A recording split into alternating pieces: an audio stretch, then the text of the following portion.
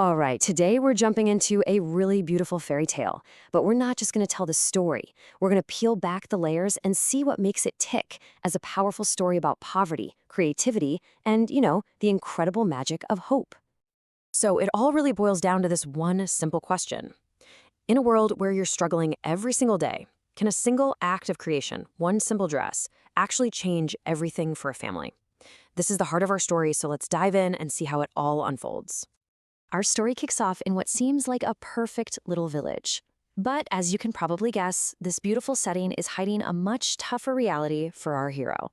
So, I want you to picture the village of Anandpur. It's bustling, it's thriving, life is good. It's the kind of place you see in storybooks where you'd think everyone is happy. But for our hero, all this prosperity, well, it just makes what she doesn't have stand out even more. Oof. And there it is, the sharp, kind of cruel reality check coming from the other kids. And this isn't just about the clothes. It's about status, it's about not fitting in, and the shame that comes with being poor. This one line just perfectly sets up the huge challenge our protagonist is facing. So let's meet her. This is Meena, and her mother, Anuradha, is a tailor who was really struggling to make ends meet. Even though they live in this happy-looking village, their life is defined by extreme poverty. For Meena, that means she's always feeling ashamed of her worn-out clothes. This is her everyday, really difficult world. Okay, so into this world of struggle, a totally unexpected opportunity appears.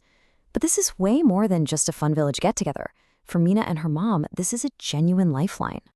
The village announces its big annual fancy dress competition. For most people, it's a day for fun and creativity, kids dressing up as whatever they want. But in a story like this is what we'd call the call to adventure. Because for one family, that prize, it means everything.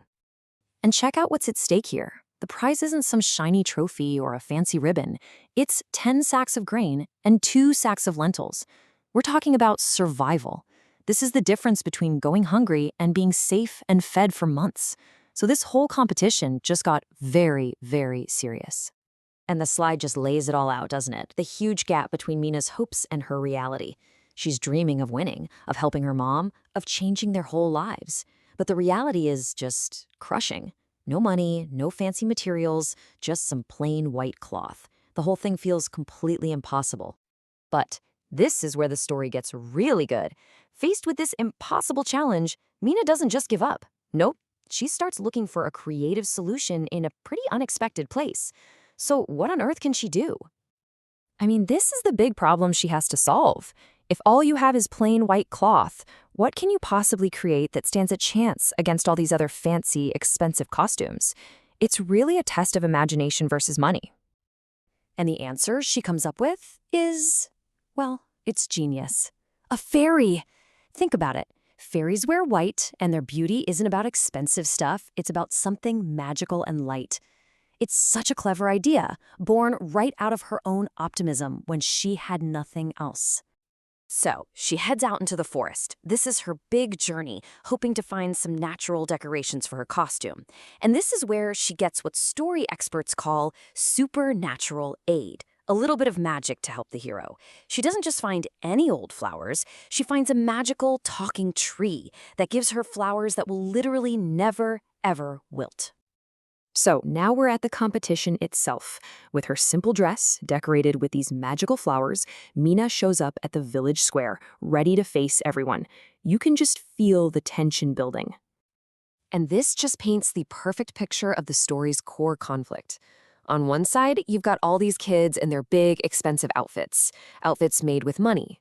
And on the other side, you have Meena in a simple costume made with hope, creativity, and a little bit of real magic. It's that classic showdown, natural beauty versus artificial flash. So just as Meena gets on stage, we hit the crisis point. Out of pure jealousy, the other kids actually try to push her down. They want to ruin her one and only chance to change her life. It's this super tense, dramatic moment where everything is on the line. And then, the impossible happens. Just as she's about to fall, she just stops. She's not on the stage, she's not on the ground, she is literally floating in midair. Can you imagine? It's just a moment of pure shock and wonder for everyone watching, a total game changer. A real fairy appears, right there in front of everyone. She protects Mina, lifting her out of harm's way, and then, with a wave of her wand, she transforms Mina's simple dress. The flowers start to sparkle, and the entire costume just begins to glow with this incredible, magical light. See, Mina didn't just dress up like a fairy. Her kindness actually summoned a real one. And that magical moment brings us right to the story's beautiful resolution and its powerful, heartwarming message. At the end of the day, kindness is the real prize. And of course, after a show like that, the result is obvious. Mina is declared the winner. She won the food, she secured a future for her family, and she proved that creativity and heart are so much more powerful than money. And this right here is the moral of the whole story, delivered by the fairy herself. It's such a simple but profound idea that in a world that's fair, goodness and kindness should be rewarded. Mina's win wasn't just luck. It was because of who she was on the inside. And that kind of leaves us with one final thought. The story had a talking tree and a magical fairy, sure, but the real magic was inside Mina the whole time, in her hope, her creativity, her love for her mother.